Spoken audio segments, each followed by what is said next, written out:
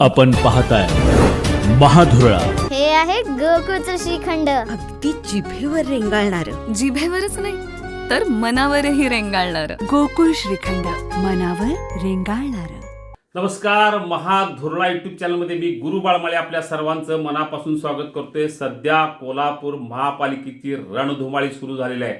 प्रचाराचा महाधुरळा लवकरच उडेल. सध्या सुरू आहे ती उमेदवार निश्चिती. महायुती आणि महाविकास आघाडी हे आता आपापले उमेदवार फिक्स करण्यासाठी मुलाखती सुरू झालेल्या आहेत. काहींची उमेदवारी निश्चित आहे, काहींच्या उमेदवारीत ऐनवेळी पत्ता कट होऊ शकतो. कारण प्रत्येकाला आता निवडून येणारा उमेदवार पाहिजे, त्याशिवाय आरक्षण मोठ्या प्रमाणात आहे, त्यामुळे त्या आरक्षणानुसार उमेदवार पाहिजे.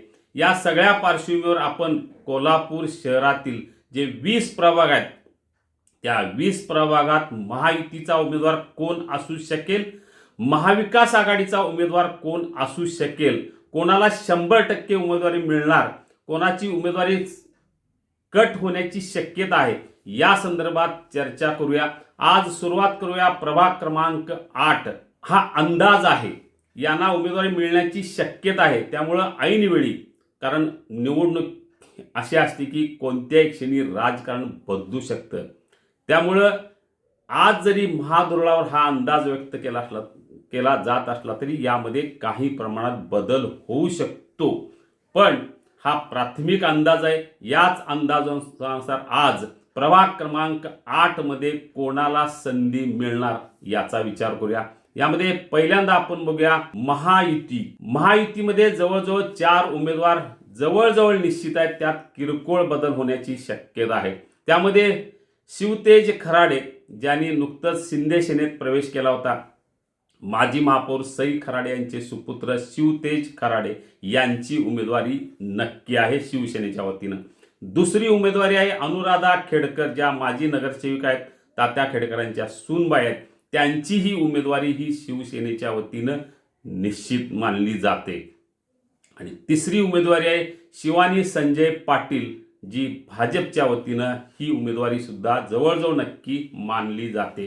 जे शिवतेज कराडे, अनुराधा खेडकर, शिवानी संजय पाटील या तिघांची उमेदवारी जवळजवळ नक्की मानली जाते. यात ऐनवेळी छोटासा बदल होऊ शकतो. आणि चौथ्या उमेदवारासाठी इथं स्पर्धा आहे. त्यामध्ये हेमंत कांदेकर, प्रवीण लिमकर, स्वाती लिमकर या दोघांच्या स्पर्धा आहे.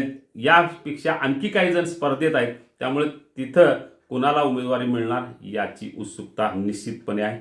दुसरीकडं महाविकास आघाडीमध्ये सुद्धा जवळजवळ 3-4 उमेदवार निश्चित आहेत. त्यामध्ये इंद्रजित बोंद्रे यांची काँग्रेसच्या वतीनं उमेदवारी निश्चित आहे. दुसरे उमेदवार ऋग्वेदा राहुल माने यांचीही उमेदवारी निश्चित आहे. राहुल माने हे माजी नगरसेवक आहेत, त्यांच्या पत्नी ऋग्वेदा या मैदानात उतरणार आहेत. तिसरे उमेदवार आहेत रेखा भालेकर, यांनाही तिकीट मिळण्याची शक्यता आहे. आणि चौथ्या जागेसाठी भैया खेडकर, अनिल पाटील, अविनाश पाटील, प्रताप जाधव या तिघांच्यात स्पर्धा आहे. या प्रभागात खराडे विरुद्ध बोंद्रे असा सामना रंगणार आहे. इंद्रजित बोंद्रे आणि शिवतेज खराडे हे एकमेकांचे मामे भाऊ आहेत. त्यामुळे भाऊ विरुद्ध भाऊ अशी स्पर्धा, असा सामना या प्रभागात रंगणार आहे. हे प्राथमिक अंदाज आहेत.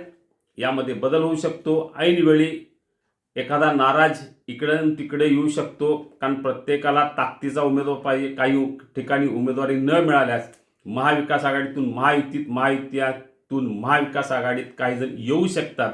त्यामध्ये सध्या गळ टाकून बसलेले आहेत ताकदीचा उमेदवार मिळावा यासाठी. त्यामुळं शेवटच्या क्षणी काही होऊ शकतं. पण प्राथमिक अंदाजानुसार आता महाविकास आघाडीकडून इंद्रजित बोंद्रे, ऋग्वेदा माने, रेखा भालेकर यांची तिकीटं जवळजवळ निश्चित आहेत. महायुतीची नावं आपल्याला सांगितलेली आहेत. पाहूया नेमका अंदाज कसा खरा ठरतो. आपल्याला उत्सुकता निश्चितपणे 2 दिवसात कळेलच. अशाच सगळ्या प्रभागातील उमेदवारांची माहिती, उमेदवार निश्चिती संदर्भात आपल्याला माहिती हवी असेल तर आत्ताच सबस्क्राईब करा महाधुरळा यूट्यूब चॅनल. धन्यवाद.